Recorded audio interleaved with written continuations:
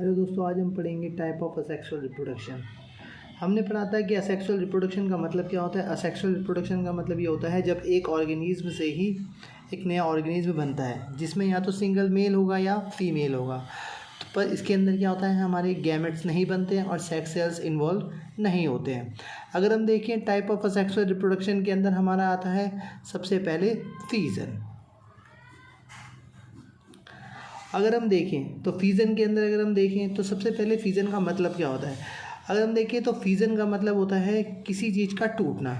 जैसे एक ऑर्गेनिज्म टूटता है और टूटने के बाद एक नया ऑर्गेनिज्म बनता है। सपोज़ ये एक ऑर्गेनिज्म है, इस ऑर्गेनिज्म के बाद ये डिवाइड हुआ और इसके डिवाइड होने के बाद एक नया ऑर्गेनिज्म बना, तो इसे हम कहते हैं फीजन। सेकेंड अगर हम देखें तो फीजन के अंदर आता है हमारा बाइनरी फीजन एंड हमारा मल्टीपल फीजन। अब बाइनरी फीजन के अंदर देखें तो बाइनरी फीजन का मतलब क्या होता है। तो अगर हम देखें तो बाइनरी फीजन का मतलब होता है कि जब एक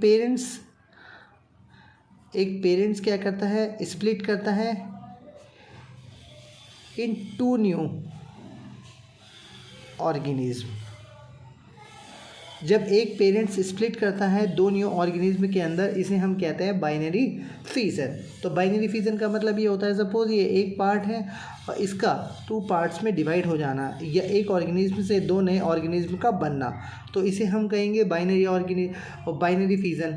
अब बाइनरी फीजन हम सबसे पहले देखेंगे कि अमीबा। हम क्या देखेंगे, बाइनरी फीजन किसके अंदर, अमीबा के अंदर। अब देखिए अमीबा बेसिकली क्या है, एक यूनिसेलुलर है।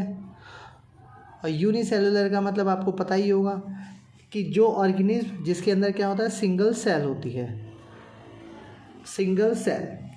तो जिनके अंदर सिंगल सेल्स होती है उसे हम कहते हैं यूनिसेलुलर। अब अमीबा के अंदर अगर हम देखें तो रिप्रोडक्शन कैसे होगा, तो अमीबा के अंदर रिप्रोडक्शन बेसिकली किसके थ्रू होगा, बाइनरी फीजन के थ्रू, बाइनरी फीजन।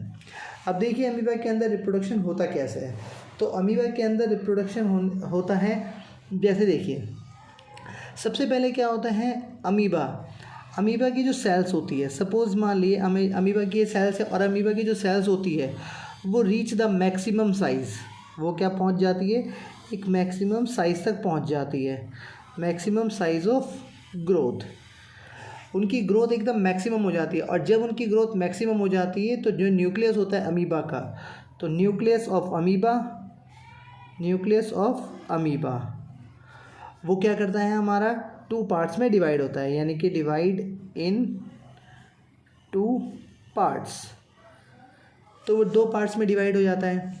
उसके बाद क्या होता है, उसके बाद हमारा जो साइटोप्लाज्म होता है अमीबा का, साइटोप्लाज्म ऑफ अमीबा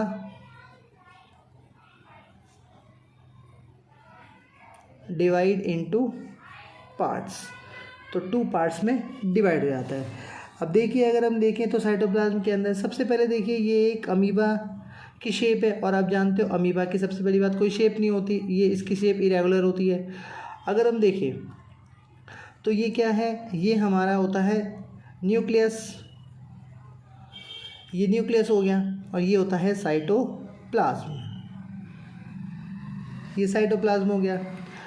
अब अमीबा का जो न्यूक्लियस होता है, ये न्यूक्लियस इसकी लेंथ इंक्रीज़ होगी, मतलब ये बढ़ गया न्यूक्लियस, और ये न्यूक्लियस इस पोर्शन को हम कहेंगे न्यूक्लियस लेंथन। ये हमारा न्यूक्लियस लेंथन हुआ। न्यूक्लियस लेंथन होने के बाद ये अलग अलग पार्ट्स में हो गया, एक ये और ये हमारा हो गया, एक ये, ठीक है। और ये हमारा यहाँ पर आया साइटोप्लाज्म डिवाइड। और उसके बाद ये एक अमीबा और ये दूसरा अमीबा। अब देखो जो ये अमीबा, एक अमीबा से न्यू अमीबा बने हैं, तो इनको हम बेसिकली बोलते हैं डॉटर्स अमीबा। अब देखिए अमीबा से, अब जैसे ये हमारा एक अमीबा था, इससे हमारे ये दो न्यू अमीबा डेवलप हुए, और जब ये न्यू अमीबा बने इनको हम कहेंगे daughters amoeba.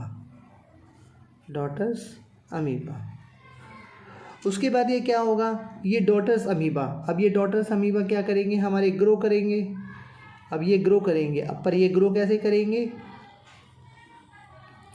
Grow the full size, ये फुल साइज में ग्रो करेंगे by eating food, by eating food, eating food के थ्रू ये ग्रो करेंगे।